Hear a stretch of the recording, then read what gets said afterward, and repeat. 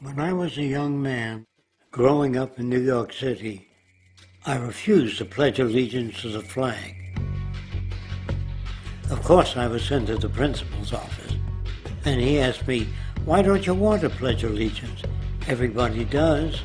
I said, "Everybody once believed the earth was flat, but that doesn't make it so." I explained that America owed everything it has to other cultures and other nations, and that I would rather pledge allegiance to the earth and everyone on it. Needless to say, it wasn't long before I left school entirely, and I set up a lab in my bedroom. There I began to learn about science and nature. I realized then that the universe is governed by laws, and that the human being, along with society itself, was not exempt from these laws.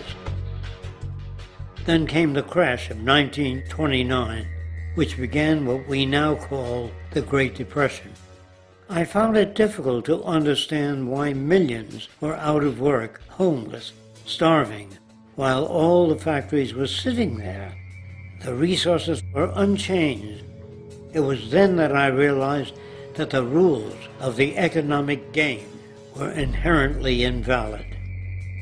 Shortly after came World War II, where various nations took turns systematically destroying each other.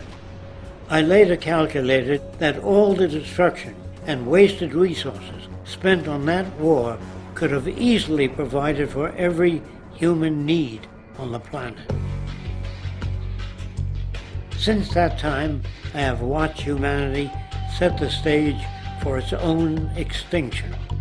I have watched as the precious finite resources are perpetually wasted and destroyed in the name of profit and free markets.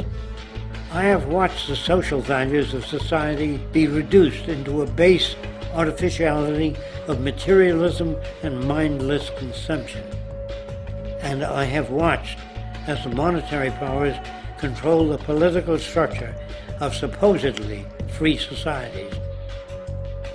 I'm 94 years old now, and I'm afraid my disposition is the same as it was 75 years ago. This shit's got to go.